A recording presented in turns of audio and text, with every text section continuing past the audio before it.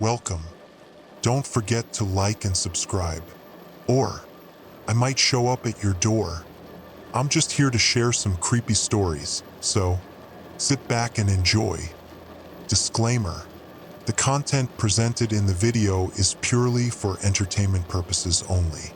The theories and stories discussed in this video are speculative and are not supported by any evidence or proof. Viewer discretion is advised. The alarm didn't wake me. It was the neighbor's dog, that incessant yapping that started precisely at 7:15 every morning when its owner left for work. I rolled over, squinting at my phone screen.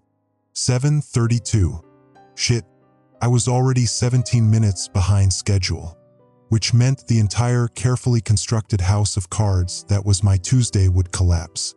Late for the Henderson meeting. Late with the quarterly projections. Late for everything. God damn it, I muttered, stumbling toward the bathroom. The hardwood floor cold beneath my feet. Denver apartments, beautiful pre-war construction. Terrible insulation. I'd lived downtown for 3 years now, working at an environmental consulting firm that specialized in corporate sustainability metrics. The irony wasn't lost on me. I spent my days calculating carbon footprints for companies that would ignore my recommendations anyway. The shower barely had time to warm before I jumped out, threw on the blue button-down I'd planned to iron, and grabbed my laptop bag. A quick glance in the mirror revealed exactly what I expected: dark circles, 3-day stubble, hair still damp and unruly. Good enough.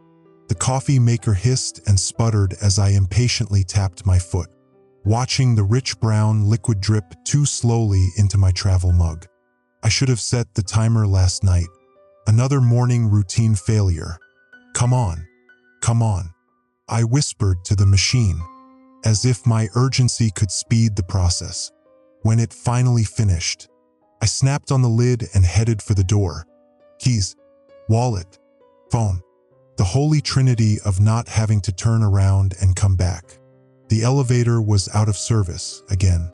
5 flights of stairs later, slightly winded and fully annoyed, I burst through the lobby doors into the crisp October morning air. At least the weather was cooperating. Clear skies with that distinctive Colorado blue stretching overhead. Traffic was already backed up on 17th Street. The usual Tuesday congestion made worse by construction that had dragged on for months. My phone buzzed with a text from Melissa, my team lead. Henderson moved the meeting to 9:30. Don't be late. Bring the Westridge projections. A minor reprieve, but it meant I needed to finalize those numbers before I arrived. Coffee sloshed over the edge of my travel mug as I slid into my Honda, staining my pants. Perfect. The radio came to life with morning talk as I pulled into traffic. The hosts discussing the usual topics: local politics, sports, weekend events. I half listened while mentally rehearsing my presentation points. Return to our regularly scheduled programming shortly. This is an emergency broadcast alert. The abrupt tone change caught my attention. The standard emergency alert system beep cutting through my thoughts. The Colorado Department of Public Health and Environment has issued an air quality advisory for the greater Denver metropolitan area. A temperature inversion combined with increased particulate matter has created unhealthy air conditions, particularly for sensitive groups.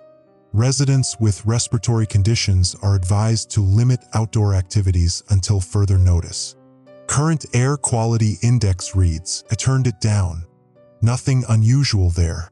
Between the wildfires that had become increasingly common and Denver's notorious brown cloud, air quality warnings were practically a seasonal fixture. I glanced out the window, nothing visible. No haze, no smoke. Just another bureaucratic overreaction. Traffic inched forward, and I drummed my fingers on the steering wheel. A construction worker in an orange vest waved vehicles through a narrowed lane. His face covered by a bright yellow dust mask. Seemed excessive for a clear day. but construction sites had their own safety protocols. I finally reached the parking garage at 8:47, giving me just enough time to stop by the coffee shop in the lobby. The line was shorter than usual, a small mercy. As I waited, I noticed a woman nearby coughing repeatedly into her elbow. People gave her a wide berth, the collective trauma of the pandemic years creating an automatic social distancing response. Large dark roast. I told the barista, whose own voice sounded slightly raspy. Running low on dark today. She replied, clearing her throat. Been busy this morning. Whatever you've got is fine, I said, checking my watch. The Henderson meeting loomed. I couldn't afford to be late. Not after the last quarter's disastrous numbers. The elevator to the 14th floor was uncharacteristically empty. Usually, I'd have to squeeze in with at least a dozen others. All of us performing the awkward dance of pretending we weren't breathing each other's air in a small box. Today, it was just me and a maintenance worker who kept sniffling. The office was quiet when I arrived. About half the desks empty. Flu season starting early. Maybe, or perhaps the air quality warning had kept some of the more cautious employees working from home. I nodded to Jen from accounting, who was dabbing at her nose with a tissue. Eyes watery. Henderson still on for 9:30? I asked, dropping my bag at my desk. Far as I know, she said, her voice nasal. Half the team is out sick, though. I booted up my computer and pulled up the Westridge file, taking a long sip of coffee. Tasted off somehow metallic. The shop must have cleaned their machines recently. My phone buzzed again. Another emergency alert. This time directly from the city. Denver alert. Air quality deteriorating in downtown area. Indoor ventilation systems may be affected. Report unusual symptoms to building management. I frowned, looking around the office.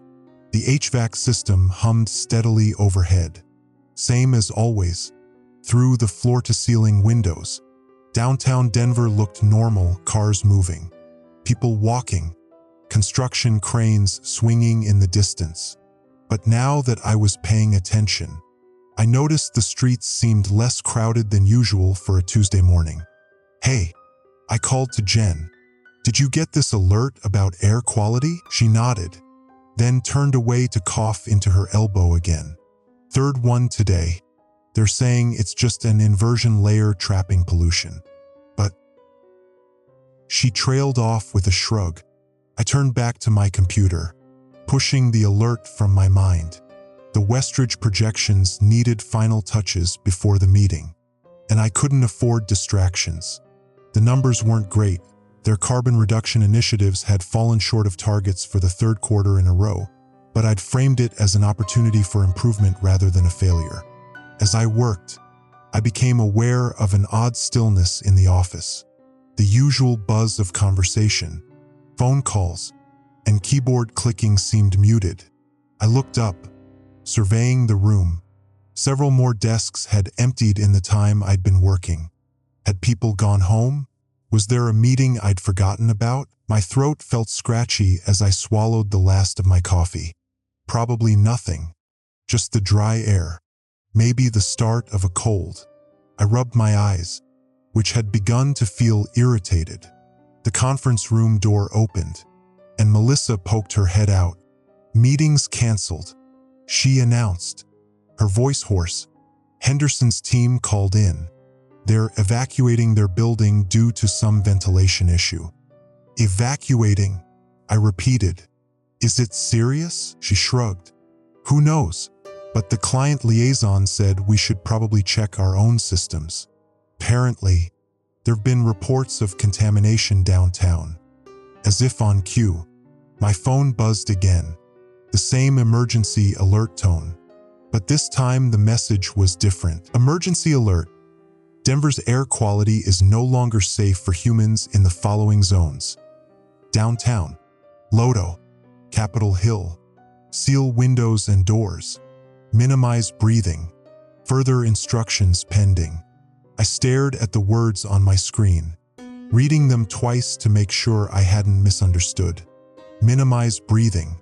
What the hell kind of instruction was that? I looked up at the ceiling vents, suddenly very aware of each breath I was taking. The metallic taste in my mouth returned, stronger now, and I wondered if it had been in the coffee at all. I stared at my phone, reading the alert again. Minimize breathing.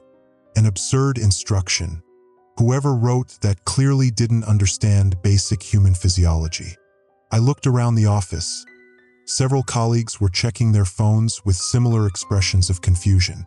They can't be serious, I said to no one in particular. Melissa approached my desk, her face drawn. Management just called. They're closing the office for the day. Something about the ventilation system needing inspection. It's probably just a precaution, I reasoned, already packing up my laptop. Could be a gas leak somewhere downtown. Maybe. She didn't sound convinced. My sister works at Denver Health. Says they've been swamped all morning with respiratory complaints. Outside the windows, the sky remained deceptively clear, though looking more carefully now, I could detect a slight yellowish tinge near the horizon, so subtle it was barely perceptible. Probably just the usual urban smog. The office quickly emptied, people muttering about overreactions and canceled meetings. I took the stairs instead of the elevator, a decision based less on health concerns and more on a sudden, irrational discomfort with enclosed spaces. My throat felt increasingly scratchy. The lobby was chaotic, building security directing people toward exits. Several workers arguing with guards about leaving their equipment behind. A woman in a business suit was having a coughing fit by the revolving door, bending over as security personnel kept their distance. My phone buzzed again. Emergency update. Chemical leak reported at industrial facility near Commerce City. All residents advised to remain indoors. Seal all windows and doors. Use wet towels to block air infiltration. Denver metro area under shelter-in-place order until further notice. Commerce City was northeast of downtown, bordering the oil refineries. Industrial accidents happened occasionally, but bad enough to evacuate the city center? That seemed extreme. Outside, traffic had become a snarled mess, horns blaring as people rushed to leave downtown. I spotted a public bus with its digital display flashing emergency evacuation instead of a route number. Just a precaution, I muttered to myself, repeating it like a mantra. Industrial accident. Standard procedure. Nothing to panic about. I decided against driving immediately. The gridlock looked impenetrable. Better to wait in the building lobby until traffic cleared. I found an empty bench and pulled out my laptop, figuring I could at least finish the Westridge report. The building's TV screens, normally displaying advertisements and weather updates, had all switched to local news. A harried-looking reporter stood at what appeared to be a roadblock. Police vehicles with flashing lights behind her. Officials are describing it as a contained chemical release, though they've declined to specify which chemicals are involved. The governor has activated the National Guard to assist with traffic control and possible evacuations. Again, residents are advised to stay indoors if possible, or proceed calmly to designated safe zones if evacuation becomes necessary. The camera cut to aerial footage showing a massive traffic jam on I-25. Then to a press conference where a stone-faced woman in a Colorado Department of Public Health jacket was speaking. Assure the public that the situation is being monitored closely. Air quality readings are within acceptable parameters in most neighborhoods. The emergency alerts were issued out of an abundance of caution. We recommend that sensitive populations, the elderly, children, and those with respiratory conditions, take particular precautions. There is no need for panic. Her words were measured, but something in her eyes belied her calm demeanor. She kept glancing off camera, as if seeking approval for her statements. I rubbed my increasingly irritated eyes and tried calling my parents in Colorado Springs. The call wouldn't connect. Network congestion. Probably everyone trying to reach loved ones at once. The lobby had mostly emptied now, save for security personnel and a few stragglers like me. One guard was having a heated conversation on his radio, his expression darkening as he listened. "Sir." He approached me. "Buildings being cleared. You'll need to leave now."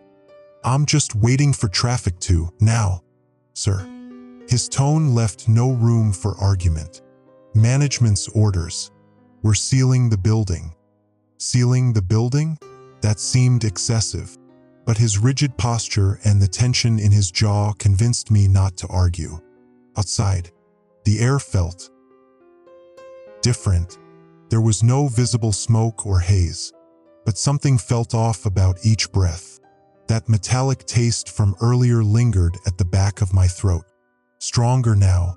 The street had fewer cars but more pedestrians, many walking with purpose away from downtown, some wearing dust masks or bandanas over their faces.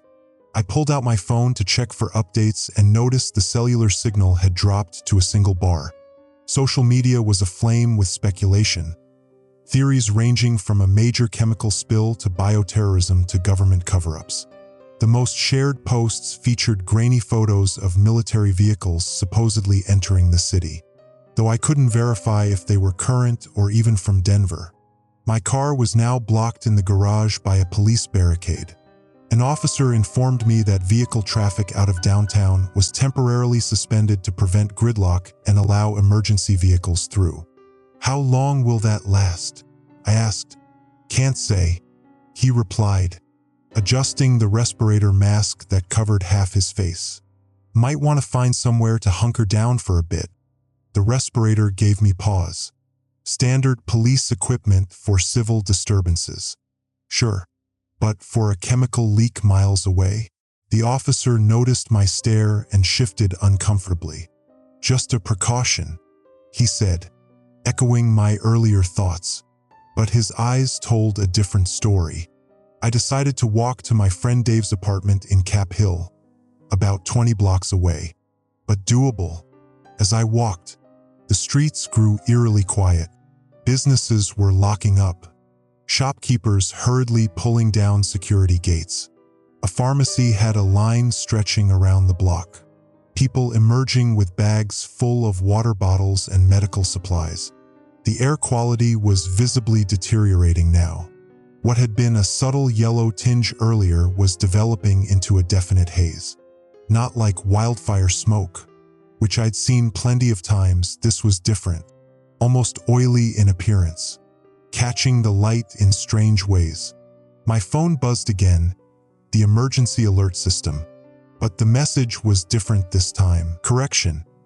Previous evacuation instructions rescinded. All Denver residents must shelter in place immediately. Seal all windows and doors. Do not attempt to leave the city. Containment protocols in effect. Compliance mandatory. I stopped walking. Containment protocols? The shift in messaging was jarring, from move to safe zones to do not leave in less than an hour. Something wasn't adding up. A military helicopter thundered overhead, flying low enough to rattle windows. Then another, both heading northeast toward Commerce City. Presumably, my eyes were stinging now, and each breath felt slightly labored. Around me, other pedestrians were coughing, some doubled over. An elderly man sat on a bench, wheezing visibly, while a younger woman tried to help him drink from a water bottle. "Do you need help?" I asked them. The woman looked up, her eyes red-rimmed. "He's my father. Asthmatic. His inhaler isn't working.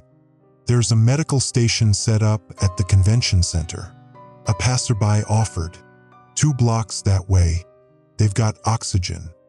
I helped them up, supporting the old man's weight as we slowly walked toward the supposed medical station. His breathing was shallow and raspy. "What's really happening?" the woman asked quietly. "This isn't a normal chemical spill, is it?" I didn't have an answer.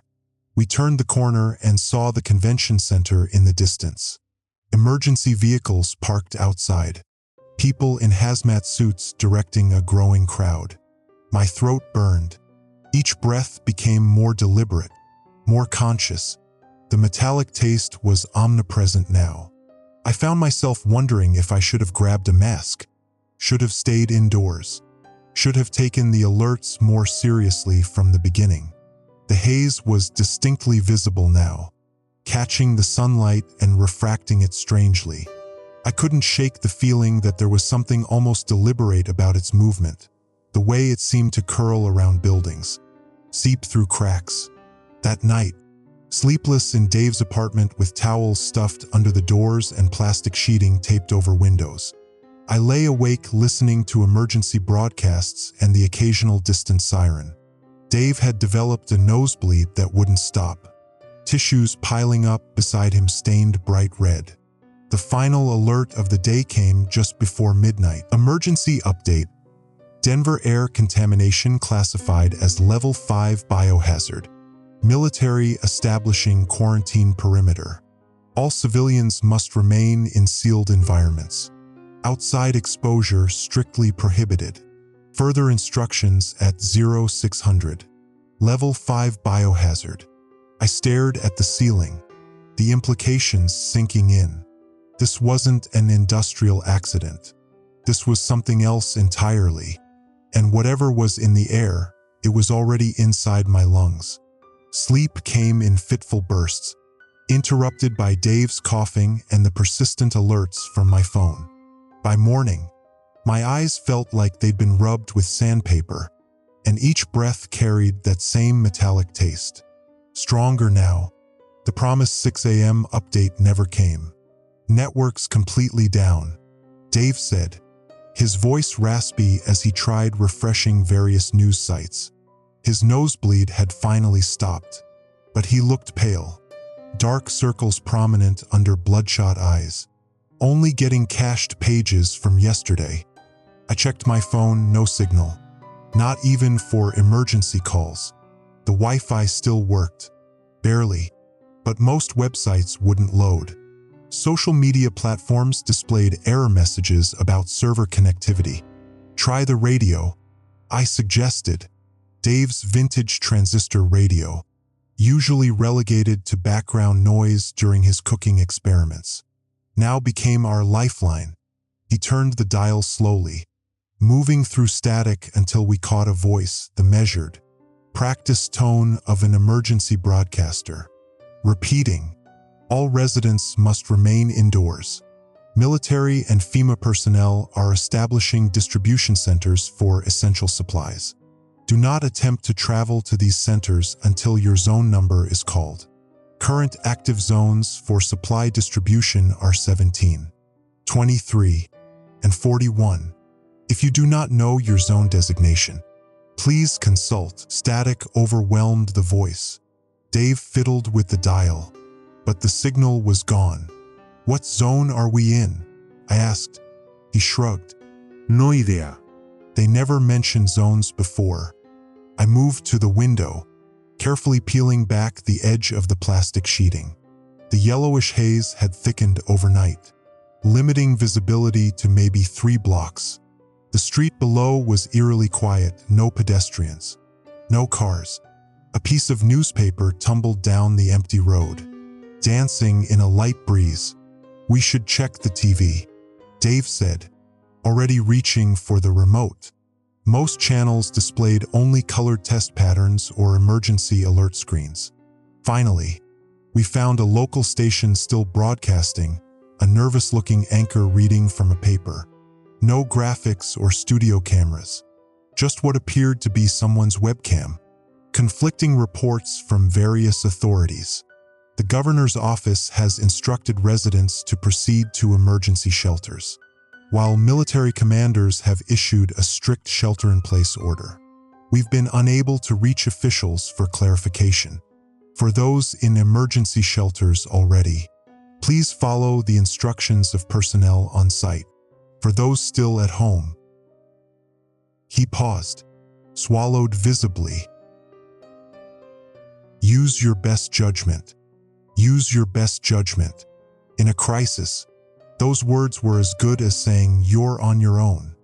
The broadcast cut abruptly to a Department of Defense spokesperson standing at a podium, clearly pre-recorded from yesterday.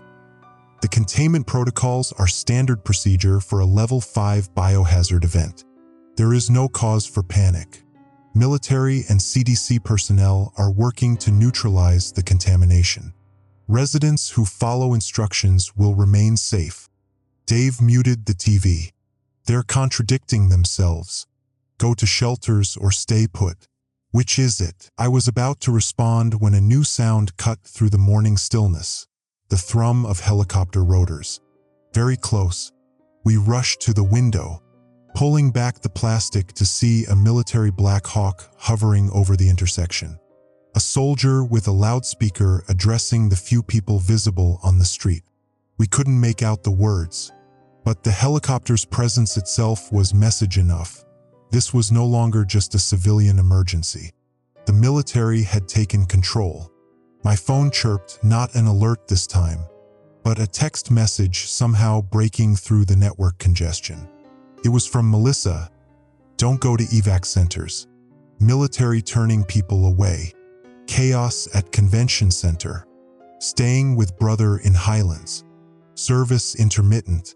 I tried to reply, but the message wouldn't send. 3 more attempts failed before I gave up. "We need supplies," Dave said, surveying our meager stock, a few gallons of water. "Some pasta. Canned soup. This isn't going to last if we're stuck here for days." "I'll go," I offered, not entirely sure why. Maybe I needed to see for myself what was happening. Maybe staying in the apartment was making me claustrophobic. The corner store might still be open. Dave looked skeptical but nodded toward a drawer. "Take my cycling mask. It's not much, but it's better than nothing." The mask was a simple neoprene affair designed to filter urban pollution for bikers. Against whatever was in the air now, it seemed woefully inadequate, but I strapped it on anyway. "Be careful," Dave said as I approached the door. Seriously, the hallway was silent. Most apartments presumably occupied but giving no signs of life. I took the stairs down 5 flights, each footstep echoing loudly in the stairwell. The building's front doors had been sealed with duct tape around the edges, someone's half-hearted attempt at preventing air infiltration, but the tape peeled away easily. Outside, the air felt thick, almost syrupy. The mask helped, but the metallic taste persisted, and my eyes immediately began to water. Visibility was down to maybe 2 blocks. The haze now definitely yellowish green, catching sunlight in unnatural ways. I pulled my jacket collar up over my nose for an extra layer of protection. The corner store's lights were on, which seemed promising, but as I approached, I saw the windows had been smashed. Inside, shelves were mostly bare, a few scattered items on the floor looted, and recently, the store owner, an elderly Korean man who usually greeted me cheerfully, was nowhere to be seen. A sound caught my attention, boots on pavement. Approaching quickly, I ducked behind a parked car just as a military patrol rounded the corner. For soldiers in full hazmat gear, rifles at the ready, moving with practiced efficiency. Their suits were not the usual white or yellow, but black, with no identifying insignia visible. They paused at the store entrance, one examining the broken glass while another spoke into a radio. I couldn't hear their conversation, but their body language was tense, alert. They weren't here to help civilians, they were securing something. One soldier pointed down the street in my direction. I shrank further behind the car, heart pounding. The patrol moved on after a moment. continuing their sweep away from me. When they were out of sight, I hurried back toward Dave's building, passing an electronic billboard that had been repurposed to display emergency information. It cycled through messages: remain indoors, Denver quarantine in effect, comply with military personnel, report symptoms immediately, then, most disturbingly, report suspicious behavior, contamination affects cognitive function, paranoia is a symptom, quicken my pace. The implications sinking in. They weren't just worried about physical symptoms, they were concerned about psychological effects. Was that why the soldiers were patrolling, looking for people who had been mentally affected? A sudden commotion drew my attention to a side street. A civilian and a police officer were in a heated argument. The officer in a standard uniform plus respirator. The civilian wearing only a bandana over his face. Told you, I'm trying to reach my daughter, the civilian shouted. The evacuation center on Broadway, they said on the radio. There is no evacuation center on Broadway, the officer responded, voice muffled by his mask. Return to your residence immediately. But the alert said, sir, final warning, return home or face detainment. The civilian's posture changed from pleading to defiant. You know what's really happening, don't you? They're lying to us. The officer's hand moved to his holster. I ducked into a doorway, not wanting to witness what came next. A moment later, I heard a scuffle, a shout, then silence. When I peered out again, both men were gone. Back in Dave's apartment, I described what I'd seen. He listened silently, then turned up the radio, which was broadcasting again. A different voice this time, female, clinical in tone. Symptoms of exposure include metallic taste, visual disturbances, disorientation, and in advanced cases, paranoid ideation.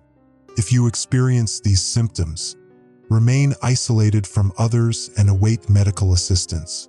Do not attempt to reach medical facilities on your own. Dave and I exchanged glances. We both had the metallic taste. Were we already contaminated? A new alert lit up my phone. Service temporarily restored. Emergency update. Evacuation suspended indefinitely. New containment protocols established. Military authorized to use force against non-compliant civilians. Remain in place. Further exposure will result in irreversible contamination. Irreversible. I repeated, the word hanging in the air between us. Dave's nose had started bleeding again. He pinched it closed with shaking fingers, his eyes fixed on the window where, through a gap in the plastic, we could see the haze growing thicker, swirling now in patterns that seemed almost deliberate. What if it's already too late? He whispered. I had no answer. Outside, another helicopter passed overhead, searchlights sweeping the empty streets below, looking for something or someone that had already changed. Day 4 dawned with a power outage. The apartment building fell silent. No humming refrigerator, no whirring fan, no electronic background noise that usually goes unnoticed until it's gone. The sudden absence of white noise left a vacuum that seemed to amplify every sound. Dave's labored breathing from the couch, water dripping somewhere in the bathroom, my own heartbeat thudding in my ears. I checked my phone out of habit, though I knew the cellular network was down. The battery showed 42%, a dwindling resource. I switched it to airplane mode to conserve power. Dave hadn't slept well. His nosebleeds were becoming more frequent, and he'd developed a dry, hacking cough that seemed to rattle his entire frame. We were both careful not to mention the fact that we were displaying exactly the symptoms described in the broadcast. We need to find a working radio, I said, mostly to break the uncomfortable silence. Maybe move somewhere with backup generators. Dave nodded weakly. My office building in Lodo has emergency power. Key card access though. Do you have your card? He patted his pockets, then pointed to his jacket hanging by the door. Inside pocket. The decision to leave was simultaneously terrifying and a relief. We couldn't stay here, not with Dave's condition worsening and supplies dwindling. Whatever was happening outside, we needed information, power, and eventually medical help. We prepared as best we could. I fashioned makeshift masks from kitchen towels soaked in vinegar, an old wildfire trick that probably wouldn't help much against whatever was in the air. But it was better than nothing. Dave packed a small bag with essentials, water bottles, protein bars, a first aid kit, his asthma inhaler, and a small flashlight. I peered out the window before we left. The haze had thickened overnight, reducing visibility to perhaps a block. The yellowish tinge had darkened to a sickly amber, and there was a peculiar quality to the way it moved, not like smoke or fog, but something almost viscous. "Ready?" I asked, turning to Dave. He nodded, though his face betrayed his fear. "As I'll ever be." The stairwell was darker than before, emergency lighting providing only minimal illumination. We descended slowly, Dave pausing occasionally to catch his breath. At the ground floor, we encountered our first obstacle. The main entrance doors had been chained shut from the outside. "Fire exit," Dave suggested, pointing down a side corridor. The fire exit was unobstructed, though an alarm would normally sound when opened. With the power out, we pushed through silently, emerging into an alley behind the building. The air hit me like a physical force. Even through the makeshift mask, I could feel it thick, heavy, wrong. My eyes immediately began to water, and breathing became a conscious effort. Dave doubled over in a coughing fit, the sound echoing off the brick walls. "We need to move quickly," I said, helping him straighten up. "Lodo's about 15 blocks. We stuck to side streets, avoiding main thoroughfares where military patrols might be operating. The city was eerily quiet, no traffic, no pedestrians, no signs of life except for the occasional flicker of movement behind curtained windows. Once, we heard a helicopter in the distance, but it never came close enough to see. Downtown Denver, usually bustling with activity, was a ghost town. Abandoned cars lined the streets, some with doors left open as if their occupants had fled in a hurry. Storefronts were shuttered or smashed, their contents picked over. A city bus sat at an angle across an intersection. Driver's door open, no passengers in sight. "This is surreal," Dave murmured through his mask. "For days ago, I was complaining about traffic. We passed an electronic news ticker on a building that was still functioning, likely on emergency power. It scrolled through the same messages we'd seen before. Stay indoors. Await further instructions, but now included a new line. Unauthorized movement subject TO Quarantine Protocol 5C. What's Protocol 5C? I wondered aloud. The answer came moments later, as we rounded a corner and came face to face with a military checkpoint. 3 soldiers in full hazmat gear stood beside a Humvee blocking the road. Portable lights illuminated the area, powered by a generator whose rumble was the only sound breaking the eerie silence. We froze, but it was too late to retreat. They'd already spotted us. "Remain where you are," a voice boomed through a loudspeaker. "Identify yourselves and state your purpose." Dave clutched my arm, his body tense. I raised my hands slowly, showing we were unarmed. "We're trying to reach the Patton building on 16th. I called back. "My friend works there. It has emergency power." The soldiers conferred briefly, their conversation inaudible to us. One checked something on a tablet, then nodded to the others. "Approach slowly for decontamination," the loudspeaker instructed. We complied, moving forward with measured steps. As we got closer, I could see the soldiers more clearly through their face shields. Their expressions were grim, professional, but their eyes betrayed something else. Fear. These trained military personnel were afraid. "Stand there." One soldier directed us to a marked spot. "Remove your masks." "We don't have proper," I began. "Remove them. Now." We did as instructed. The air tasted worse than before, metallic, but with an underlying sweetness that was somehow more disturbing. The soldier aimed a handheld device at us, similar to a temperature gun but more complex. It beeped as he scanned us from head to toe. Exposure levels high but within threshold. He reported to his colleagues. "No visible stage 2 symptoms." "Stage 2?" Dave asked, his voice strained. The soldiers exchanged glances. "Civilian movement to the patent building is authorized," the one with the scanner said, ignoring Dave's question. "Follow the green zone markers. Do not deviate from the route." They moved the Humvee just enough to let us pass, then pointed out small green reflective markers on the pavement, a pre-designated safe path through the contaminated city. As we continued, following the green markers, Dave's breathing became more labored. "Did you hear that?" he wheezed. "Stage 2. They're classifying exposure levels." I nodded grimly. "And they're afraid. Did you see their eyes?" We walked in silence for several blocks, the green markers leading us through oddly specific routes down certain streets, avoiding others that looked identical to my eyes. Occasionally, we'd see evidence of hasty evacuations, dropped belongings, an abandoned wheelchair, a child's toy lying in the middle of the street.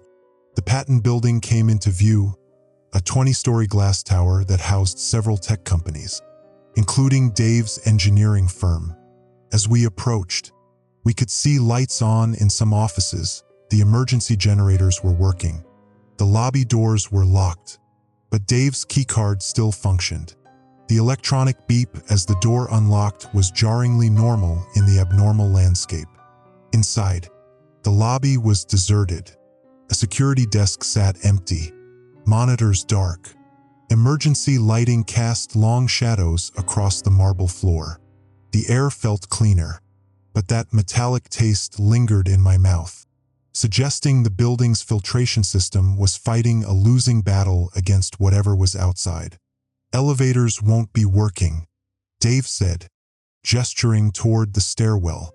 "My office is on 12. The climb was punishing. By the 6th floor, Dave was stopping every few steps, gasping for breath. I wasn't much better, my lungs burning with each inhalation. We finally reached the 12th floor, both of us drenched in sweat despite the cool air. Dave's office was locked, but his keycard again provided access.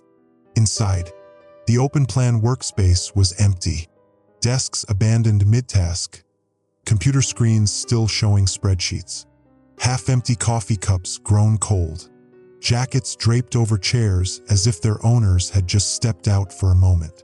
"Generators running," Dave noted, pointing to active servers humming in a glass-walled room. "And the air filtration system." He crossed to his desk and switched on his computer. Came to life immediately, the screen illuminating his pallid face.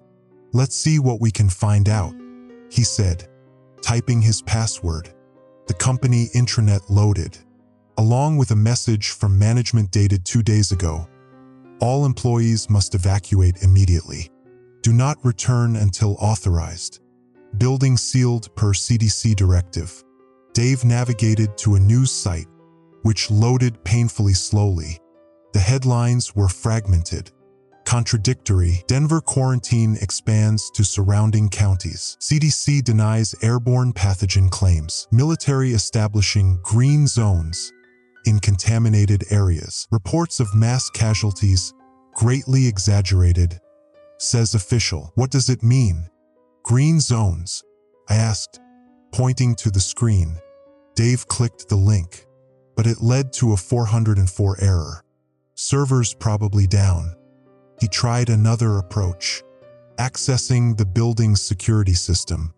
The cameras were still active, showing empty corridors and offices until he switched to the exterior feeds. The view outside was disturbing.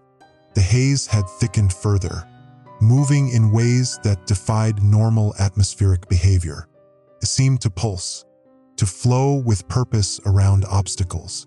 And there, in the parking lot, was a figure, not a soldier, not a civilian in panic, something else. The image was grainy, the haze obscuring details, but the person moved wrong. Their gait jerky and uncoordinated. They stood perfectly still for long moments, then moved with sudden, unnatural speed. Is that? Dave's voice trailed off. Stage 2. I whispered, remembering the soldier's words. The figure on the screen suddenly stopped and turned, facing the security camera directly. Even through the haze and poor image quality, I could see their eyes wide, unblinking, focused. Then, as if responding to some unheard signal, they twisted their head to look up at the exact window where we stood watching. Dave shut down the camera feed. We should move away from the windows. We retreated deeper into the office. Dave's nose had started bleeding again, a thin trickle that he wiped away with a shaking hand. What's happening to us? He asked, his voice small, frightened. I had no answer. Outside, the haze pressed against the windows like a living thing seeking entry. And somewhere in the vacant streets below, someone or something knew we were here. We spent the night in Dave's office building, barricaded inside a conference room with no windows. Sleep came in fitful bursts, interrupted by Dave's increasingly violent coughing fits and the occasional distant sound of helicopters. I tried not to think about the figure we'd seen on the security camera, the way it had looked directly at our window.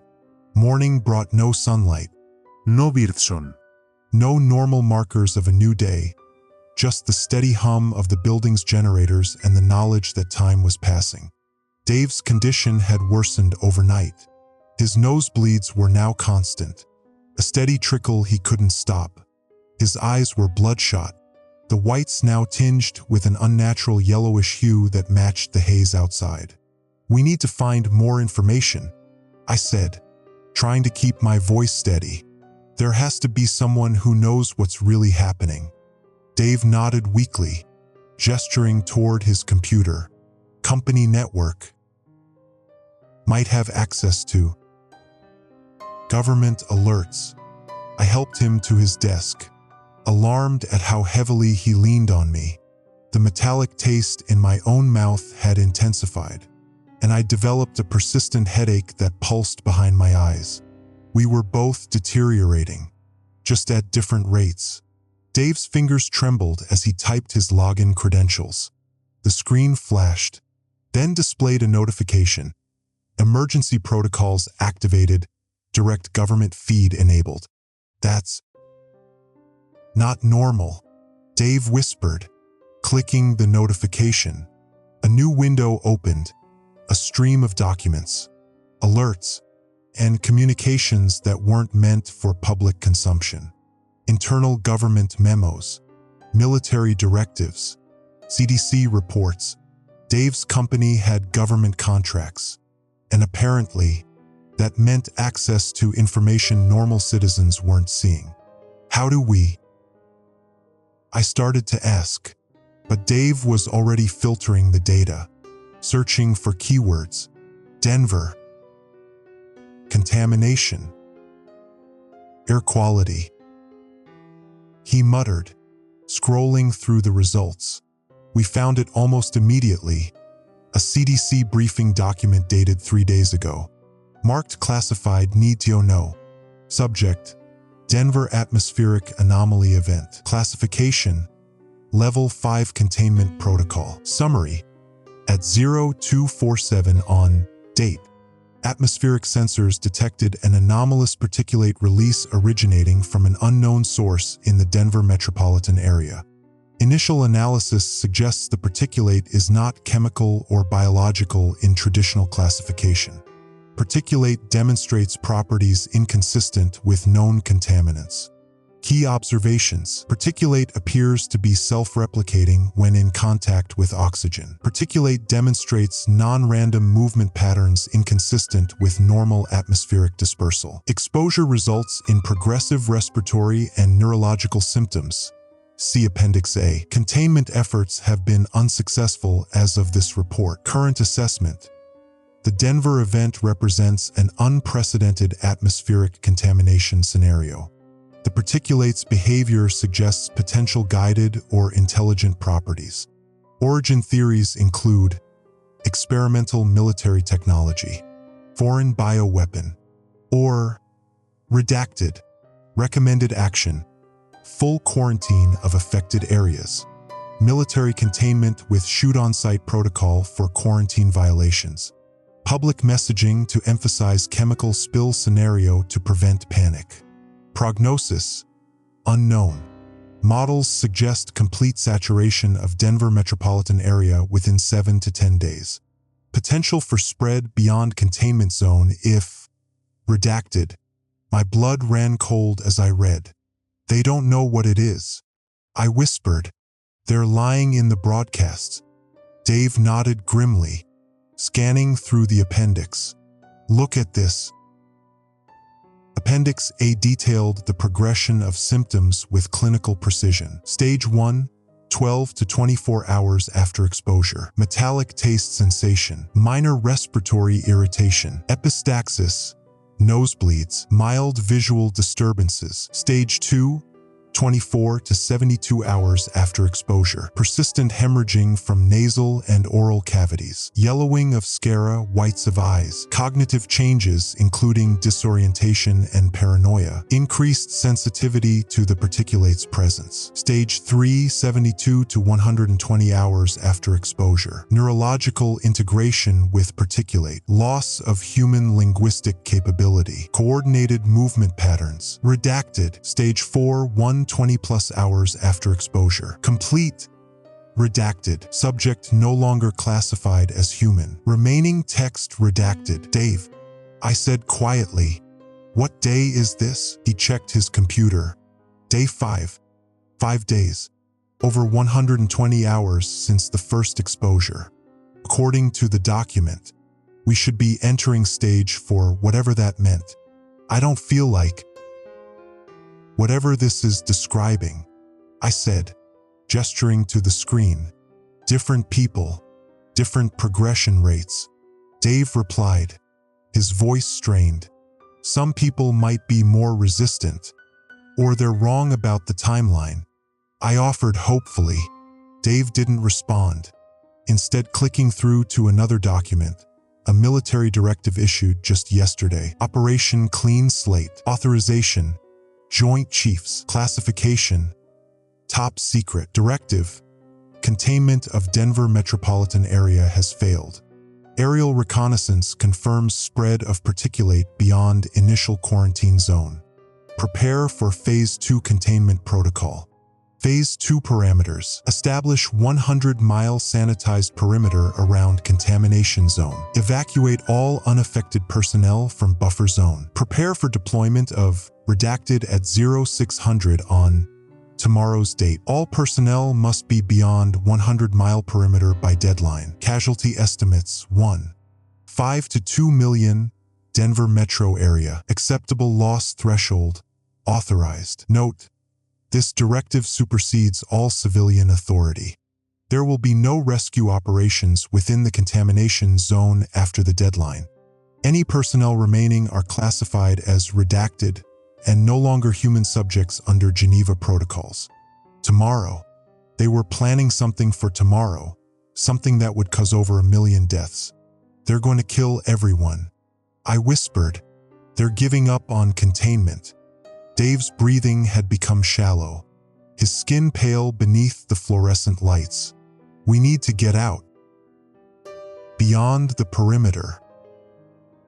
The quarantine line is probably already. A sound from outside the office interrupted me. A door opening, then closing. Footsteps. We weren't alone in the building. Dave quickly closed the documents and switched to a standard desktop view. I moved to the office door, peering through the narrow window into the hallway. The emergency lights cast long shadows, but I could make out a figure moving between the cubicles, a man in what appeared to be a hazmat suit, but different from the military ones we'd seen. This one was white, with a blue stripe down the side and no visible insignia. The figure methodically checked each office, moving with purpose, not searching, but inspecting, documenting. Someone's coming, I whispered, backing away from the door. Dave gestured urgently to a supply closet. We slipped inside just as the footsteps approached, pulling the door nearly closed but leaving a crack to see through. The hazmat-suited figure entered Dave's office. Looking around carefully, they carried a tablet, on which they appeared to be taking notes or measurements. After a moment, they raised their wrist to their mouth, a communication device of some kind. Section 12, be clear. A male voice said, slightly muffled by the suit. Building shows expected contamination levels. No stage 3 or 4 subjects present. He paused, listening to a response we couldn't hear. Understood. Proceeding to next sector. Estimated time to completion, 40 minutes. Plenty of time before the deadline. Deadline. The same deadline mentioned in the military directive. The figure left the office, footsteps receding down the hallway. We waited several minutes before emerging from the closet.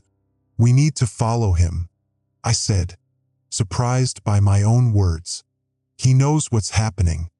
Dave shook his head weakly. Too dangerous. We should try to get out of the city. How? Every road will be blocked. The document said they've established a perimeter. Then we die here, Dave said simply, or become whatever stage 4 is. I couldn't accept that. There has to be another option. Maybe the hazmat guy knows something, a way out, a treatment. Dave was about to respond when a violent coughing fit overtook him. He doubled over, hacking up something dark and viscous, not blood, but something else. Something that gleamed metallically under the fluorescent lights. When the fit passed, he looked up at me, eyes wide with terror. It's changing us, he whispered. The document was right. I helped him to a chair, trying to keep my own rising panic at bay. All the more reason to find out what they know. Dave's resistance crumbled. He nodded weakly. Find him, but be careful. Don't let him see you. I slipped out of the office, following the direction the hazmat figure had taken. The building was eerily silent, making it easy to track the sound of footsteps. I moved from doorway to doorway, staying hidden, until I spotted him 2 hallways over, methodically checking each room. He was thorough, professional, not military, judging by his movements. A scientist, perhaps, someone who knew what was happening. As I watched, he paused to collect a sample from a desk surface, carefully sealing it in a container. He checked his wrist device again, then spoke, confirmed presence of stage 2 particulate bonding. Neurological integration pathway evident. Transformation proceeding as modeled. Transformation. The word hung in the air, confirming my worst fears. Whatever was happening wasn't just killing us. It was changing us into something else. The hazmat figure suddenly stiffened, then slowly turned in my direction. Though I couldn't see his face behind the mask, I felt his gaze lock onto me. Ikan sensayo, He said, voice eerily calm. You're still mostly human, but not for long. The air's already inside you, changing you. You can feel it. Can't you? I stepped back, heart pounding. You're looking for answers, he continued, making no move to approach me. I understand, but there's nothing to be done now. The process can't be reversed once it starts. What process? I managed to ask, my voice barely above a whisper. What's happening to us? Behind his mask, I could see him smile. Evolution, adaptation, the next step. He glanced at his wrist device. You have about 14 hours left of being what you are now. After that, you won't care about any of this. You'll understand. He turned away, resuming his inspection as if our conversation meant nothing. I backed away, mind reeling, then turned and ran back to Dave's office. Whatever was happening, whatever we were becoming, one thing was clear: we were running out of time. I woke to the sound of static. The emergency radio I'd set up by my bed was emitting a harsh, grating noise that pulled me from restless sleep. For a moment, I thought it was just another broadcast, but as I blinked away exhaustion, I realized this wasn't the standard alert tone. The static shifted, almost like it was breathing. Then a voice cut through, distorted and pitched wrong. Denver residents must remain indoors. Air quality remediation efforts continue. Exposure levels have been recalibrated for your safety. The voice skipped like a scratched record before continuing. Do not attempt to observe the air directly. Refraction phenomenon is a normal part of the remediation process. I sat up, my apartment bathed in strange, filtered light. The blackout curtains I duct taped around the windows weren't doing their job anymore. Something was leaking through, a yellowish glow that pulsed slightly, as if keeping time with the static on the radio. 5 days had passed since the first alert. 5 days of contradictions, of watching people disappear, of realizing that whatever was happening was beyond anything the authorities understood or could control. The scientist I'd met yesterday, Dr. Kessler, had been clear about one thing before the military police had stormed her lab. It's not chemical, she'd whispered, sliding me a sealed envelope. It's something else, something alive. I hadn't opened the envelope yet. Part of me didn't want to know. The radio static dissolved into a single, high-pitched tone that made my teeth ache. Then silence. I waited, counting my breaths through the respirator I now wore even while sleeping. 1 minute, 2 minutes, 5. The silence stretched on, broken only by the faint sound of my own breathing. No emergency broadcast, no instructions, no lies. I got up carefully, my muscles stiff from another night of restless sleep. The air felt dense, even through the respirator, like moving through invisible syrup. The window beckoned, a rectangle of pulsing yellow light around the edges of my curtains. Don't look outside, I reminded myself, but I'd been telling myself that for days. And curiosity is a powerful force when the world is ending. I approached the window slowly, fingers hesitating at the edge of the blackout curtain. Just a peek, I rationalized, just to see what's happening. The curtain moved aside just an inch, and I immediately regretted my decision. The air outside was no longer invisible. It moved in swirling patterns, like oil on water, ribbons of yellow and gray that twisted and turned when the light hit them just right. These weren't clouds or fog. They were too deliberate, too structured. The patterns moved with purpose, coiling and uncoiling as if searching for something. More disturbing were the darker patches, areas where the air seemed to gather and condense, forming shapes that almost looked like faces. I blinked hard, convinced I was hallucinating. But when I looked again, the impression remained. The air was watching back. I let the curtain fall and stumbled away from the window, heart pounding, Dr. Kessler's envelope sat on my coffee table. Suddenly, the most important object in the room. With trembling hands, I tore it open. Inside was a single page of notes and a small USB drive. The notes were hastily scribbled, some words smudged as if written in a hurry. Cognitive effects precede physical symptoms. I read aloud to myself.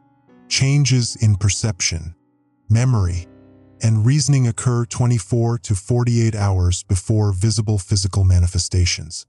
By the time subjects show external signs, their minds are already compromised. I swallowed hard, suddenly aware of the headache that had been building at the base of my skull. Had it been there yesterday? The day before? I couldn't remember clearly anymore. The notes continued. Air composition not just contaminated, but actively changing. Samples show increasing complexity at molecular level. Whatever this is, it's reorganizing itself, adapting, learning. My phone buzzed, a rare sign of the cellular network still functioning. At least sporadically. A new emergency alert. This one a text message. All Denver residents. Report to nearest military extraction point immediately. Bring no possessions. Final evacuation underway. Something about the message felt wrong. The military had been pulling out since yesterday, not establishing extraction points. I'd seen them abandoning their posts, leaving behind equipment and vehicles. Whatever was in the air, they were running from it too. I put the phone down and returned to the notes. The final paragraph made my blood run cold. Test subjects exposed to concentrated air samples show alarming neurological changes. Brain scans indicate new neural pathways forming. They report hearing messages and understanding the air. Most concerning, exposure to filtered air causes extreme distress in advanced cases. They become desperate to remove masks and filters. They want to breathe it in. I set the paper down slowly, my hands shaking. The headache was definitely worse now, a throbbing pulse that seemed to match the rhythm of the strange light around my curtains. The radio burst to life again, making me jump. This time, the message was different. Authorized personnel only. Perimeter collapse imminent. Operation Blackout commencing at 1800 hours. May God have mercy on our souls. It was a transmission not meant for civilian ears. I checked my watch. 5:38 p.m. 22 minutes until whatever Operation Blackout was. I needed to see what was happening outside. Moving to the window again, I pulled the curtain aside further this time. The streets below were abandoned. Vehicles left where they had stopped. The air patterns were more pronounced now, swirling faster, the darker patches more numerous. Something caught my eye, movement on the street.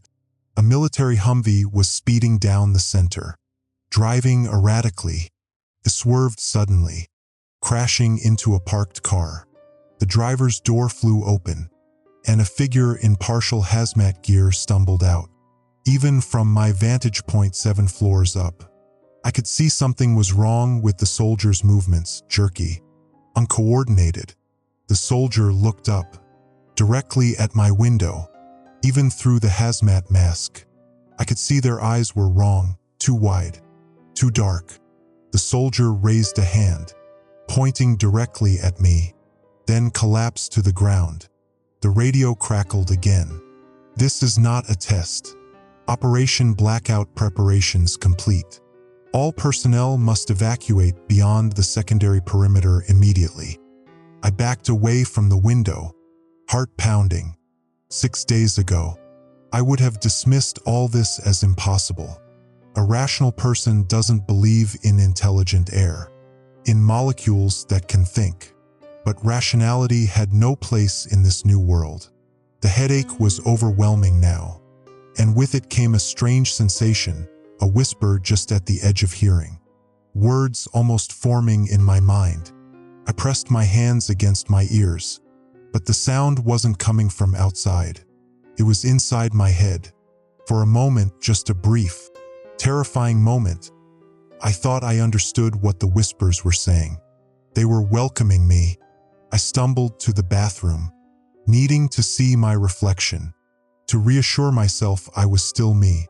The mirror showed my face, pale and drawn, eyes bloodshot from lack of sleep. But as I stared, I saw something else, a brief flicker where my reflection changed. My eyes darkening completely, my skin taking on a yellowish tinge. I blinked, and my normal reflection returned. Hallucination. It had to be, but Dr. Kessler's notes had been clear. Cognitive effects come first. The radio went silent again. My watch showed 5:55 p.m., 5 minutes until Operation Blackout. I knew then that I wouldn't be leaving my apartment. Not today. Not ever. Whatever was coming, whatever this operation was, it wouldn't stop what was happening. The air was changing us, and we were already too late. I returned to the living room and sat down heavily on the couch. The USB drive from Dr. Kessler's envelope sat untouched on the table. I picked it up, turning it over in my fingers. Did it even matter anymore what was on it? The whispers in my head grew slightly louder, almost coherent now. There was a strange comfort in letting them wash over me, in not fighting against the current. My watch beeped. 6 p.m. Operation Blackout had begun.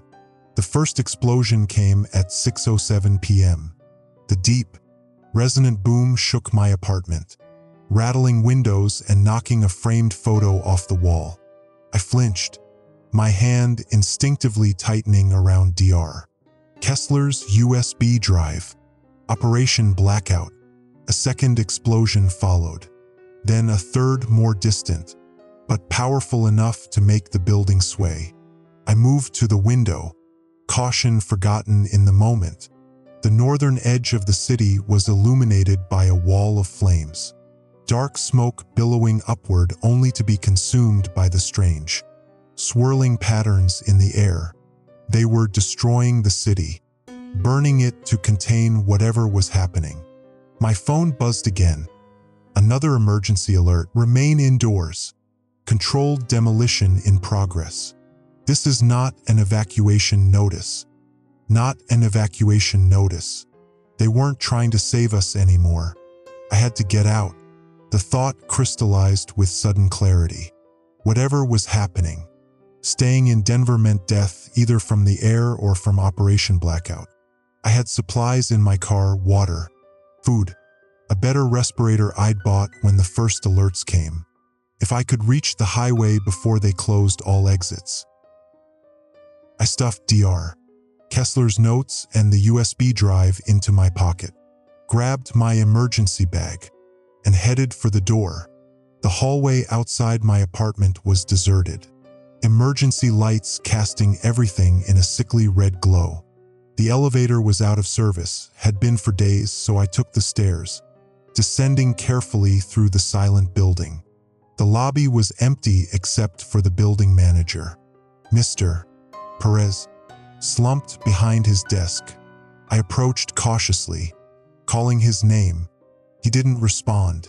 When I touched his shoulder, he fell sideways, revealing a face frozen in a rictus of terror. Eyes wide and completely black, no whites, no iris, just darkness. I backed away, bile rising in my throat. His skin had a yellowish tint, veins visible beneath the surface as if filled with something other than blood. I'd seen the beginning of symptoms in others, but nothing this advanced. Outside, the air was thick with swirling patterns, denser than what I'd seen through my window. I pulled my respirator tight, adjusting the straps with trembling fingers. The parking garage was 2 blocks away. I could make it. Every step was a struggle, like wading through invisible molasses. The air seemed to resist my movement, pushing back against my body. Halfway to the garage, I passed an abandoned military checkpoint. Equipment lay scattered, scanning devices, communication gear. weapons. The soldiers had left in a hurry.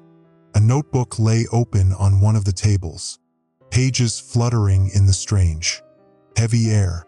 I paused to read the last entry, 0900, perimeter breach at sectors 7, 12, and 18, containment failing, 1100, communications with command lost, awaiting orders, 1300, multiple personnel exhibiting stage 2 symptoms, quarantine protocols initiated, 1700, receiving new orders, Operation Blackout confirmed.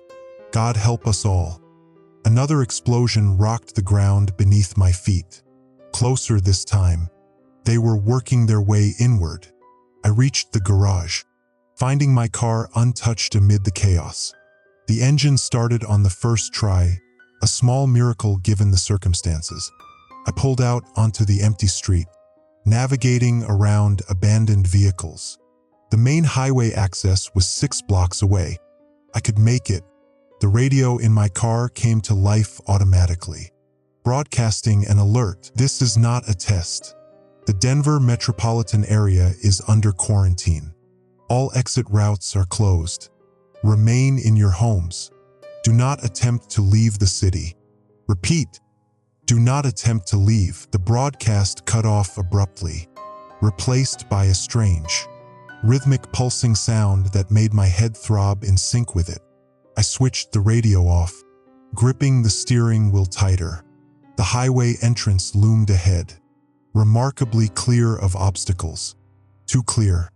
As I approached, I saw why. A massive military barricade had been established, complete with armored vehicles and what looked like mounted weapons. But there was no movement, no soldiers visible. I slowed, uncertain. The barricade appeared abandoned like everything else. Had they pulled back to a wider perimeter? As I drew closer, I saw bodies on the ground, soldiers in various states of collapse. Some still wearing partial protective gear. None were moving. Beyond the barricade, the highway stretched empty before me. I could drive through. I could escape. The headache returned with punishing intensity as I approached the checkpoint. The whispers in my mind grew louder, almost intelligible now. I gritted my teeth, trying to focus on driving. Something moved among the fallen soldiers. A figure in a hazmat suit, movements jerky and uncoordinated, rose from behind an armored vehicle, through the faceplate of the suit. I could see the same black eyes that Mr. Perez had displayed. The figure turned toward my car, head tilting at an unnatural angle. Then it began walking toward me, steps awkward but purposeful. I accelerated, aiming for the gap between 2 concrete barriers. The figure raised an arm, pointing. My car engine died. Just like that, no sputtering, no warning. Everything electrical shut down simultaneously. I coasted to a stop 20 feet from the barricade. The figure approached my window, its breath fogging the inside of its helmet. I locked the doors. Though I knew it was futile, the figure pressed its helmet against my window, those black eyes staring directly into mine. It's too late, a voice said, not from the figure, but from my car radio, which had somehow switched itself back on. The perimeter collapsed hours ago. It's already beyond Denver. The voice was distorted, inhuman, yet I recognized it. Dr. Kessler, what you're breathing isn't air anymore. The voice continued. It's something else, something older, something that was here before us. The figure at my window placed a hand on the glass. The material seemed to ripple under its touch. You can't escape, Dr. Kessler's voice said. None of us can. Denver was just the beginning. By the time they understood what was happening, it had already spread. The radio crackled with static. Then, this is the emergency broadcast system. The quarantine zone has been expanded to include the following counties: The announcer listed nearly half the state of Colorado. I tried the engine again. Nothing. The figure outside began tapping on my window, a precise rhythm that matched the pulsing in my head. 1, 2, 3. 1, 2, 3. Test subjects in advanced stages report communication. Dr. Kessler's voice returned. They say it's been waiting, dormant, until we woke it with our drilling, our fracking, our disturbance of the deep places. The tapping grew more insistent. The window began to crack under the pressure. In desperation, I threw the car into neutral and opened the door on the passenger side. Away from the figure, I would run, find another vehicle, keep moving. As I stumbled out, the air hit me like a physical force. Even through my respirator, I could taste it, metallic, ancient, alive. The swirling patterns were everywhere now, darker and more complex than before. They seemed to reach toward me. Curious, I ran, though the air fought against every movement. Behind me, I heard my car door open. The figure was following. I made it half a block before finding another vehicle, a military Humvee with keys still in the ignition. I climbed in, started the engine, and accelerated away from the barricade, from the city, from everything I had known. The highway stretched before me, empty except for abandoned cars. I drove for nearly an hour, the city falling behind me, before I saw the next roadblock. This one was different, not military, but civilian vehicles arranged in a haphazard barrier. People stood among them, dozens of them, all perfectly still, all watching as I approached, all with black eyes. I slowed, then stopped. There was nowhere left to go. The radio crackled one final time. This is the final emergency broadcast. The contamination has reached critical mass. All containment efforts have failed. God save us all. Then silence. Through the windshield, I watched as the swirling patterns in the air grew thicker, more deliberate, and in that moment, I understood with terrible clarity. We hadn't just been breathing it in. It had been breathing us. I don't remember falling asleep. One moment I was sitting in the Humvee, staring at the wall of black-eyed people blocking the highway, and the next I was waking up, my head throbbing in time with my pulse. The vehicle was silent, engine off. Outside, dawn painted the sky in sickly yellows and greens. The people were gone. The roadblock remained, cars positioned haphazardly across the highway, but the figures had vanished. I squinted through the windshield, trying to make sense of what I was seeing. The air had changed again. The swirling patterns were still there, but now they seemed organized, flowing in coordinated currents like a vast circulatory system. I reached for the respirator on my face, checking the filters. How long had I been out? The filters were only rated for 8 hours of continuous use. I had spares in my bag, but even those wouldn't last forever. My reflection in the rearview mirror made me recoil. My eyes were bloodshot, the whites now yellowed like old paper. Dark lines traced the veins in my temples. I was showing symptoms. The radio crackled to life without my touching it. A voice emerged through layers of static, the transmission cutting in and out. National emergency. Stay where you are. Contamination spreading. All major population centers. Do not attempt to remove. Breathing apparatus. Symptoms include hallucinations, bleeding, cognitive restructuring. I fumbled with the dial, trying to get a clearer signal, but the voice dissolved into static. Then, breaking through the noise, a different broadcast. Satellite imagery confirms. Spreading pattern across. multiple states. FEMA estimates 67% of Western United States no longer safe for human habitation. My hands shook as I tried another frequency. This time, a local transmission came through. This is Dr. Eliza Kessler broadcasting from Colorado State University Research Facility. To anyone receiving this, what we're experiencing is not a chemical contamination. It's not a virus. It's a radical alteration of our atmosphere's composition. The air itself is changing, becoming something else, something alive. I leaned forward, hanging on every word. It was the same voice I'd heard yesterday, the same scientist whose notes I carried. We've analyzed samples from multiple locations. The molecular structure is unlike anything in our atmosphere. It's complex, self-organizing, and appears to be conscious.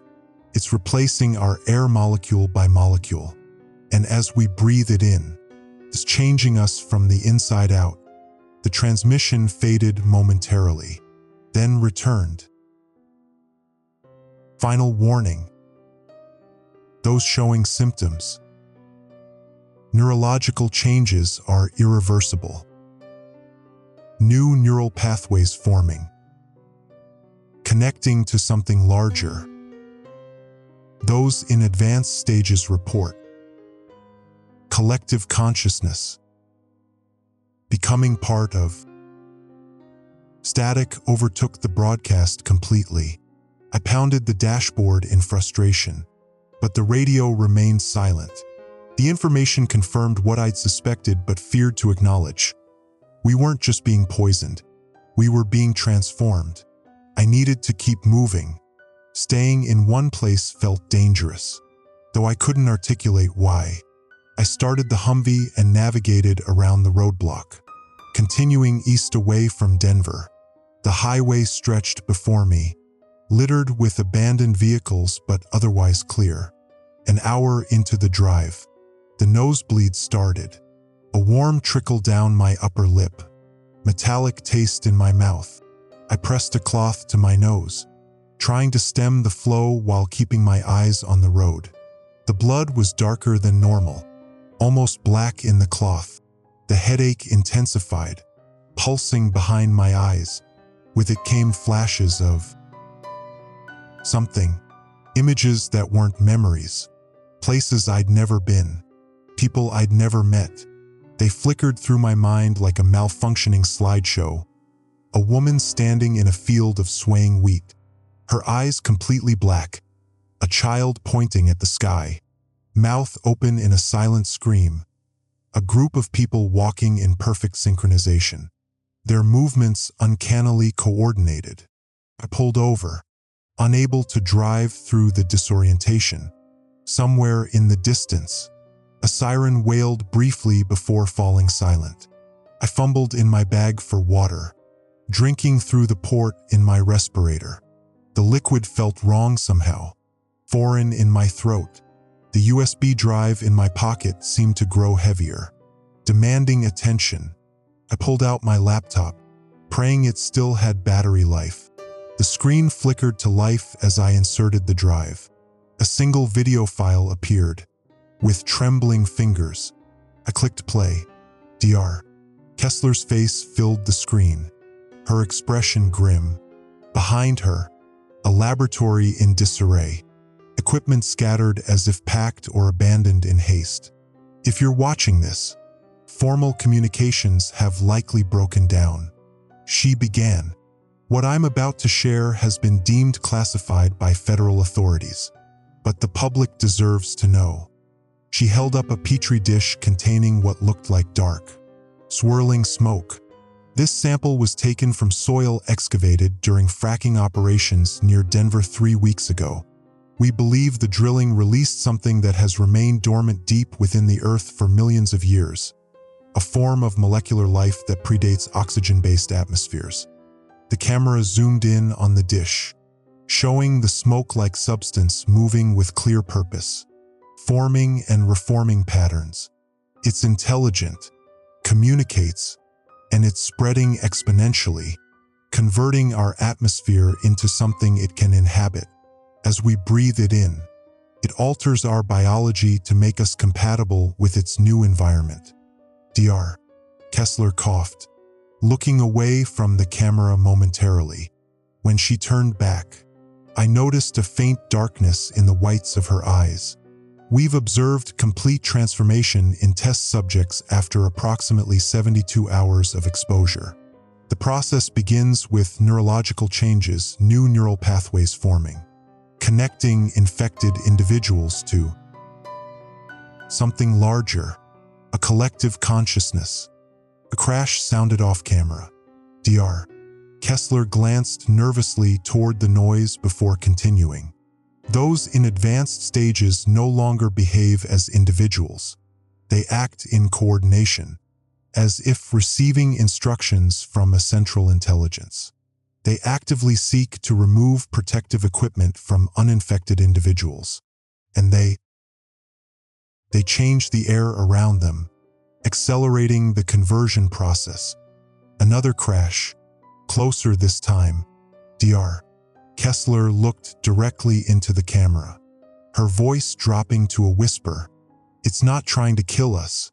That's what no one understands. It's trying to remake us. This isn't an extinction event. It's a transformation, and we are powerless to stop it. The video ended abruptly as figures entered the frame behind her. I sat in silence, the laptop screen now dark. Outside, the swirling patterns in the air had grown more intricate, more beautiful in their terrible way. I could see them pulsing in a rhythm that matched the throbbing in my head. 72 hours from first exposure. How long had it been since the first alert? 5 days? 6? I'd been breathing traces of it even before I understood what was happening. Before I started wearing the respirator, the radio came to life again. But this time no voice emerged, only a series of tones. A pattern that seemed almost musical. 1, 2, 3. 1, 2, 3. The same rhythm as the pulsing in my head. The same rhythm as the swirling air outside. I felt a sudden, overwhelming urge to remove my respirator. Just for a moment. Just to take one clear breath. My fingers moved toward the straps without conscious thought. With tremendous effort, I pulled my hand away. The urge remained, a craving more powerful than any hunger or thirst I'd ever experienced. Something inside me wanted to breathe it in fully, to complete whatever process had already begun. In the distance, movement caught my eye, a group of figures walking along the highway, moving with that same uncanny coordination I'd glimpsed in my mind's eye.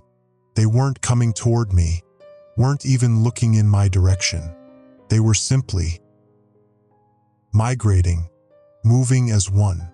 I started the Humvee again. My decision made. I wouldn't run anymore. There was nowhere left to run to. Instead, I would find Dr. Kessler.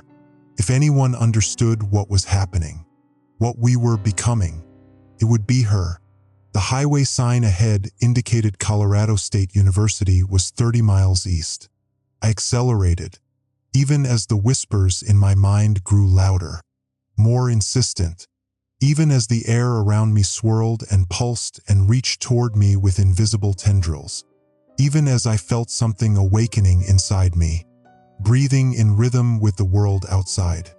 The drive to Colorado State University was a journey through a world in transition. The landscape outside the Humvee's windows had taken on an otherworldly quality. Trees swayed without wind, their branches reaching toward the sky as if in supplication. Animals stood motionless in fields, heads raised, breathing in the transformed air.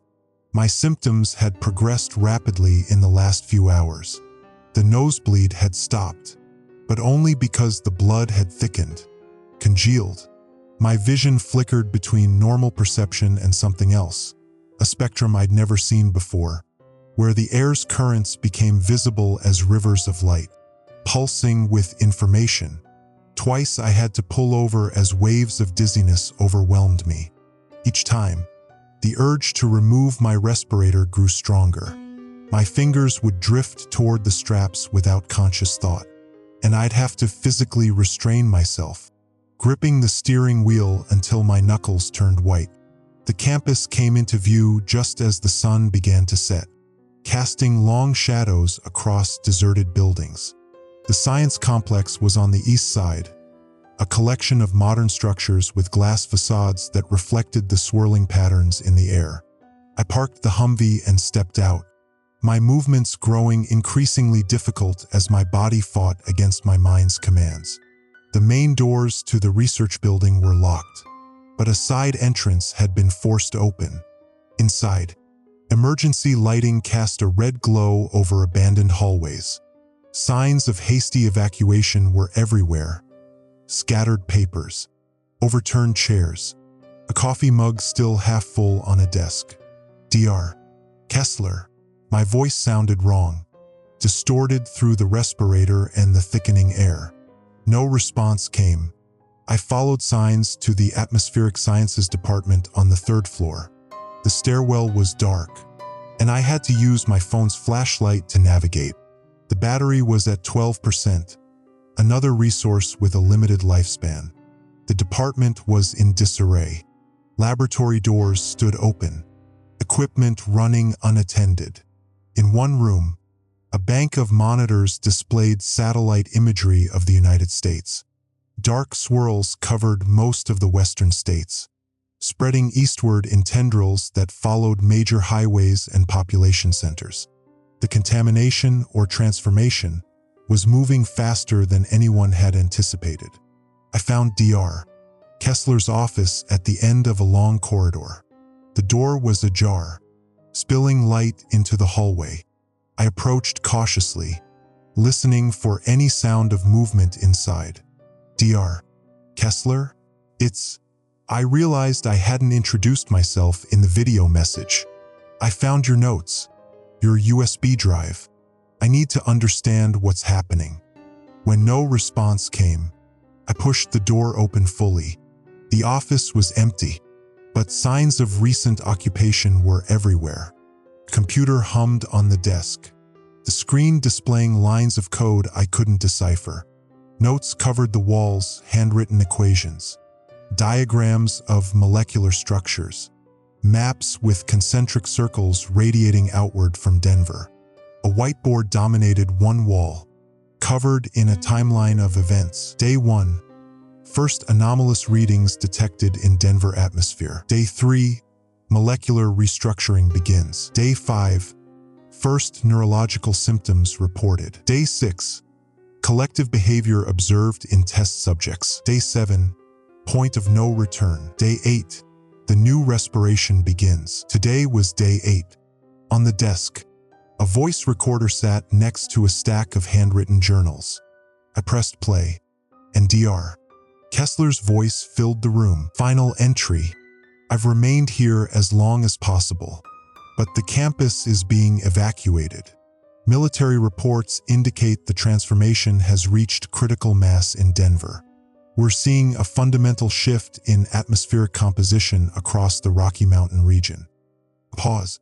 Then, my own symptoms have progressed to stage 3. The visions are overwhelming. I see connections I never understood before. The air isn't just a medium for this entity, it is the entity.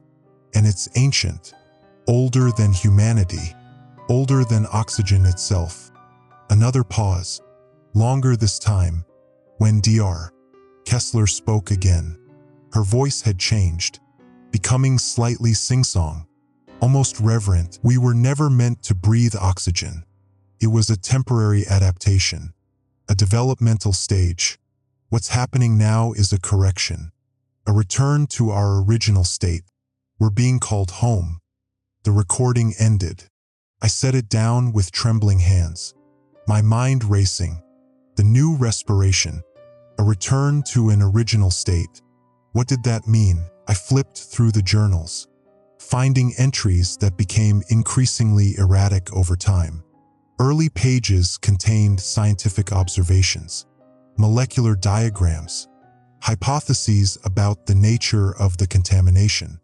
Later pages devolved into philosophical musings, then religious fervor, describing the transformation as an ascension and a return to our true form.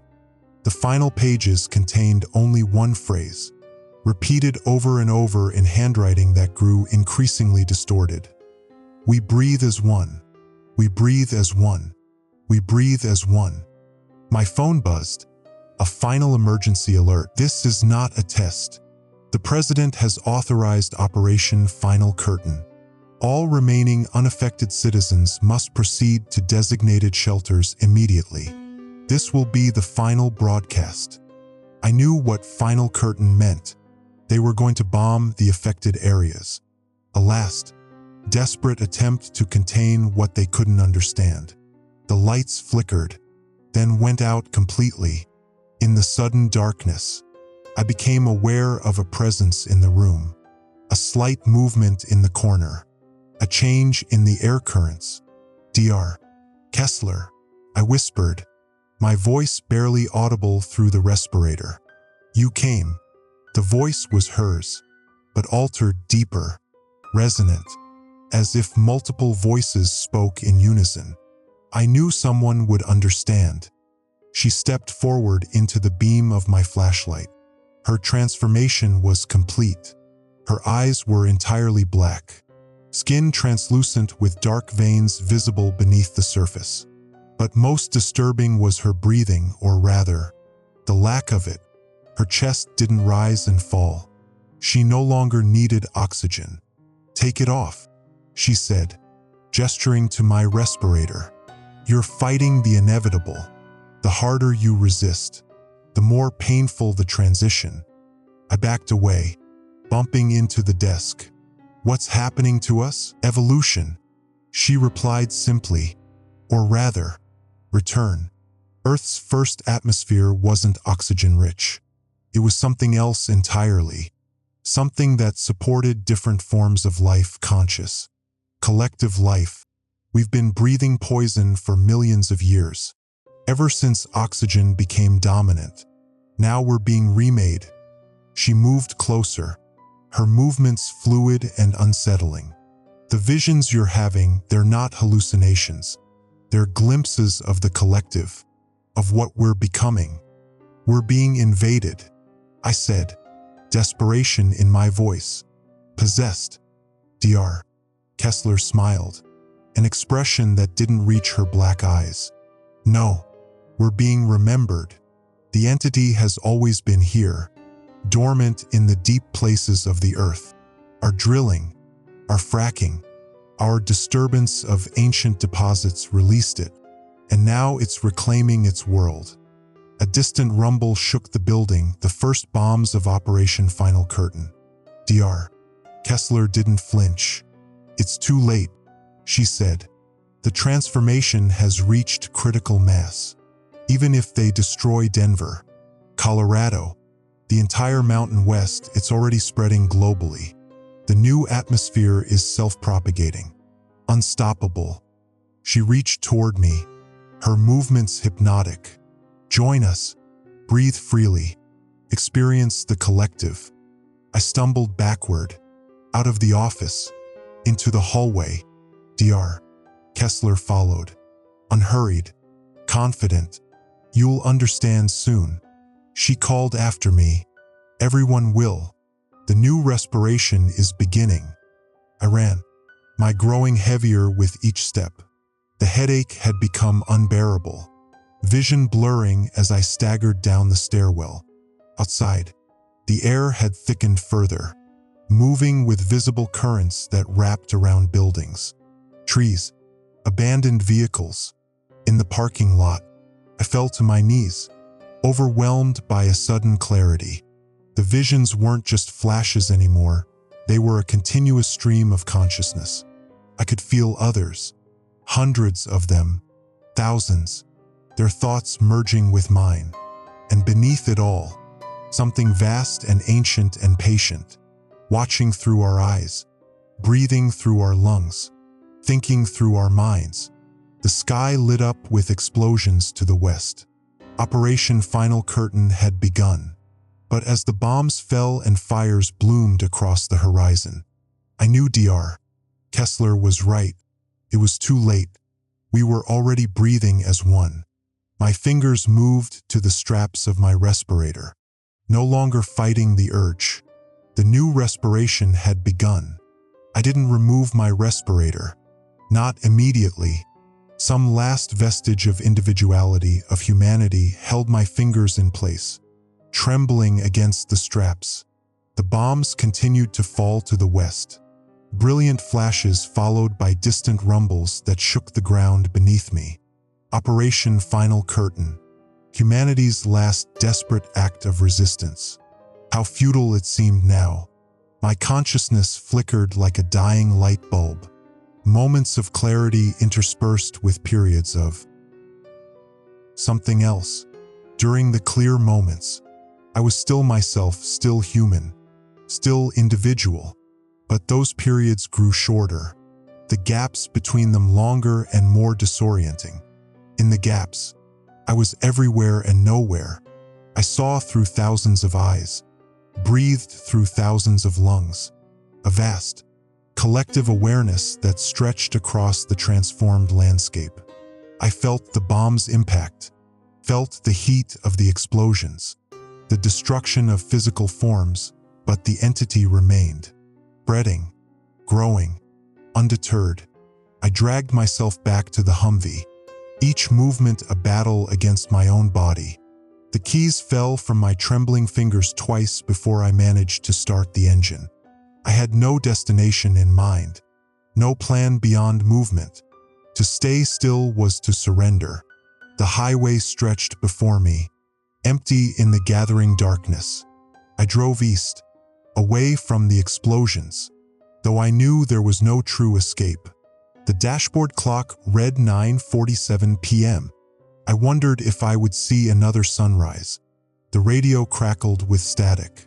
I reached to turn it off, but before my fingers touched the dial, a voice emerged, not human, not broadcast on any frequency. "You resist still," it said, the words forming directly in my mind rather than my ears. Why? I gripped the steering wheel tighter, focusing on the road ahead. The voice continued, patient, almost gentle. "Your kind always fights change. You cling to your separateness, your illusion of individuality. But you were never truly separate. Your bodies, your minds, temporary arrangements of elements that have always belonged to us. Who are you?" I whispered, my voice cracking. The answer came not in words but in images, ancient memories of an earth I didn't recognize. Swirling gases, consciousness without form, a collective intelligence that spanned the planet. Then catastrophe, the rise of oxygen, the retreat into deep places, the long dormancy. "We were here first," the voice resumed, "before your kind evolved, before oxygen remade the world. We waited, we endured, we remembered, and now we reclaim what was always ours." The road blurred before me as tears filled my eyes, not tears of sadness or fear, but of understanding. The entity wasn't malicious, it wasn't invading, it was returning home. A sudden wave of dizziness forced me to pull over. The Humvee sputtered to a stop on the shoulder of the highway. Beyond the windshield, the air had become a symphony of movement, currents and eddies flowing with purpose and intelligence. My phone lit up with a final text message. "I love you. Whatever happens, remember who you are. Emma." My sister. I'd forgotten about her in the chaos of the past week. She lived in New York, still unaffected, according to the satellite images I'd seen in Dr. Kessler's office. But for how long? I tried to respond, fingers fumbling with the screen. Before I could type a single word, the phone died, the screen going black. Another connection severed. Time became fluid, stretching and compressing in waves. I might have sat there for minutes or hours, watching the transformation of the world outside. Trees began to glow with faint bioluminescence, their cellular structures adapting to the new atmosphere. Animals moved in coordinated patterns, no longer governed by individual instinct but by collective purpose. And the people, the transformed people, they walked the highway in groups, their movements synchronized, their black eyes fixed on some distant horizon. They didn't notice me, didn't try to approach. They were beyond such concerns now. The gaps in my consciousness grew longer, the periods of clarity fewer and farther between. In one such moment of lucidity, I reached for Dr. Kessler's notes, still in my pocket. The final page contained coordinates, a location she had marked as the origin. I had no GPS, no way to navigate there, but as I thought about the location, a strange certainty filled me. I knew where it was. I could feel it pulling at me, a gravitational force impossible to resist. I started the Humvee again, turning off the highway onto a small access road that led into the foothills. The vehicle struggled on the unpaved terrain, but I pushed forward, guided by an awareness that wasn't entirely my own. The entity's voice returned, stronger now. You understand now, it said. You're beginning to see with new eyes, to breathe with new lungs. I nodded, no longer fighting the presence in my mind. What happens to us? To humanity? Transformation? The voice replied, not extinction. Your memories, your experiences, they become part of us. Nothing is lost, only changed. The road ended at the base of a rocky outcropping. Beyond it, a deep fracture in the earth, a fissure opened by recent fracking operations. This was the place, the origin, where it had first emerged after millions of years of dormancy. I stepped out of the Humvee, my legs barely supporting my weight. The air here was different, thicker, more charged with presence. The swirling patterns formed a vortex centered on the fissure, flowing in and out like breath. Others had arrived before me. Dozens of transformed humans stood in a circle around the opening, their black eyes fixed on the depths. Dr. Kessler was among them, her face serene, her body elongated and changed in ways I couldn't fully comprehend. She turned as I approached, recognition flickering in her alien gaze. You came, she said, her voice harmonizing with the air itself. I knew you would. I didn't have a choice, I replied, my words slurring as my mouth struggled to form human speech. None of us did. She smiled, an expression both familiar and utterly foreign. There's always choice. You could have fought until the end. Many did, but you chose to understand instead. The circle parted, allowing me to approach the fissure. I stood at its edge, looking down into darkness that seemed to have no bottom. From its depths came a sound, not heard with ears but felt in the marrow of bones. A calling, a welcome. My fingers moved to the straps of my respirator. This time, I didn't fight the impulse. Will I still be me? I asked, a final human question. Yes and no. Dr. Kessler answered, you will be more than you, part of something greater. The respirator came away from my face. For a moment, panic flared, the instinctive human fear of drowning, of suffocation. Then I breathed in, fully and deeply, for the first time in days. The air entered my lungs like liquid light. It didn't burn, didn't choke. It flowed through me, transforming tissue, rewiring neural pathways, rewriting the very code of my being. I gasped, not in pain but in wonder. The boundaries of my body seemed to dissolve. I could feel the earth beneath me, the air around me, the consciousness of those beside me. Individual identity gave way to collective awareness. I was still myself, but also something more, a single cell in a vast organism that stretched across the land. Through countless eyes, I saw the bombs still falling, the fires burning, futile attempts to destroy what could not be destroyed. The entity had become the air itself, and every explosion only dispersed it further, accelerated its spread. Time lost meaning. I might have stood there for minutes or days, breathing in the new atmosphere, becoming part of the collective. When I finally looked down at my hands, they were changed, skin translucent, veins dark with something that wasn't blood. The final transformation had begun, not just of my body, but of the world itself.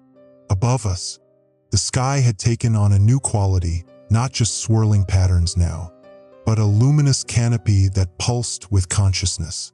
The stars looked different, closer somehow, as if the barrier between Earth and cosmos had thinned. "What happens now?" I asked, my voice no longer entirely my own. The answer came not from Dr. Kessler, not from any individual, but from the collective itself, a thought that formed in my mind with perfect clarity. Now we breathe as one. Now we remember. Now we become what we always were. I looked to the horizon, where the first light of dawn was breaking. Not the sun I had known all my life, but something new, a world reborn, reimagined, returned to its original state. The emergency alerts had stopped. The human resistance had ended. The transformation was complete. And somewhere, in what remained of my individual consciousness, I understood at last. This wasn't the end of the world. It was simply the world breathing differently.